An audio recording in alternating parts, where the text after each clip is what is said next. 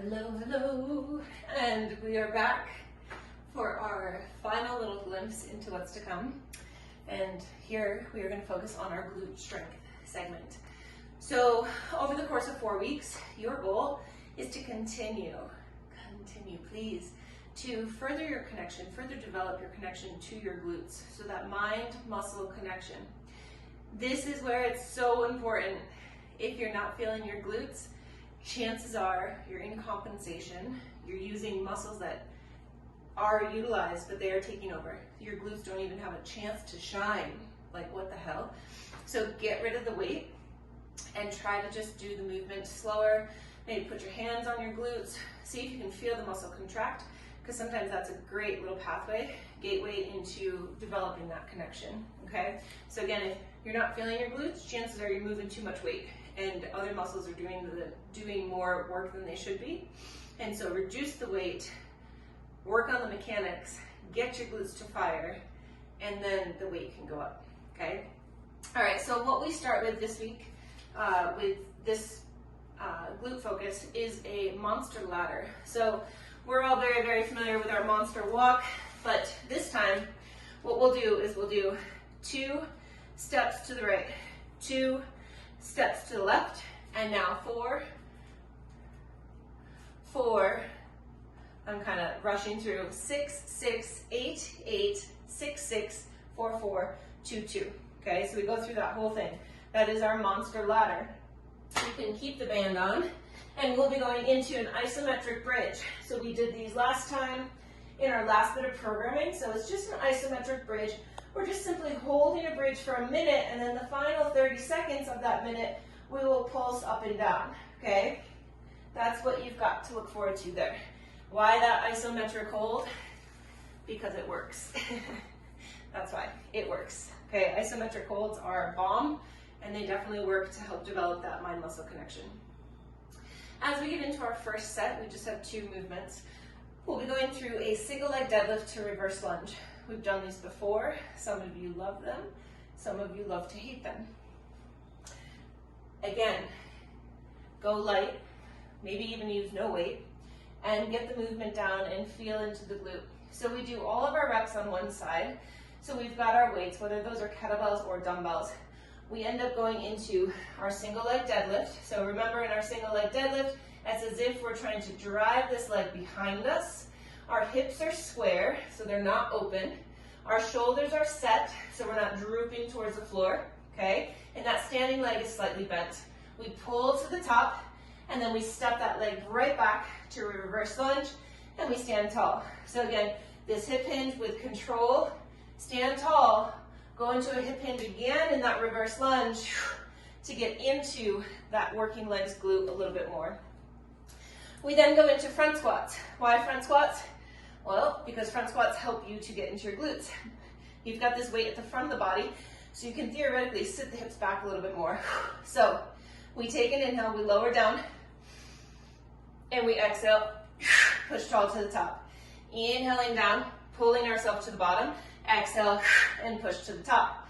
That's our front squat, okay? I'm breathless. We move on. We go into Bulgarian split squats. With our Bulgarian split squats, we are going to emphasize our hinge, okay? So if we're holding 1 weight, 2 weights, no weight, does not matter, wherever you are going to be. But what we are going to be working on is hinging forward quite a bit. So tall start position, posterior pelvic tilt, meaning no sticking the butt way out, so scoop your pelvis, okay? And then from here, as we inhale down, we go into an excessive lean, okay? Notice in this lean, my shoulders to my hips are a straight line. I have not caved, okay? So you're leaning, but you are not caving. We push tall, right up to that start position, and again, hip hinge down, and big push. So that's our Bulgarian split squat. We'll then go into a deficit reverse lunge, again with a hip hinge, okay? So what that's going to look like is you're on your step, or a smaller step, right? It could be a stack of books. As we come off, we go into a big hip hinge. Otherwise, I'd be here, okay? So I'm trying to put my torso over this leg. I'd say, honestly, the step is a bit too big. We don't need to go this big.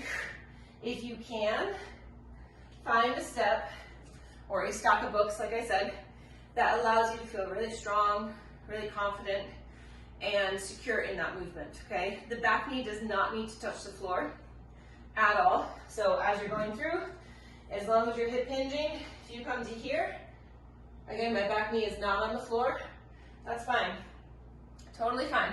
We are trying to use the leg that is on the step as much as possible. That being said, the foot and the leg on the floor does assist, okay? We'll then go into dumbbell lateral lunges. We will do all reps on one side before we switch to the other. So starting with the feet together, we will step out to the side, dumbbells split the front leg, and we push back. Again, they split the front leg, and then we push back. Looking from this view, split the front leg, big push back. This is really important. If your weights are too heavy, you are going to feel it in your back, okay?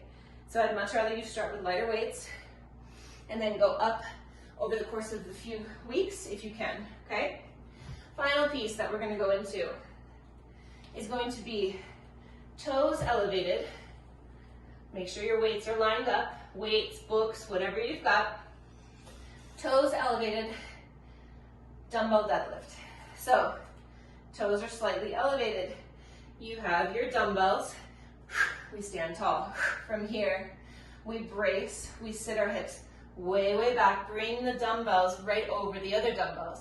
And then squeeze to the top. Hip hinge down, soften the knees, and then big pull to the top. As you pull to the top, I want you to think excessive glute squeeze to the top. Notice my glute squeeze didn't end up here.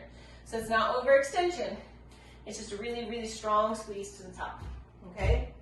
All of these movements target your glutes. You should end up with substantial soreness after these workouts. So if you're not, please reach out because there's probably just a little tiny tweak. You are not broken, but there's probably just a little tiny tweak and we can unlock that like glute potential that I want all of you to have. Okay, that's it.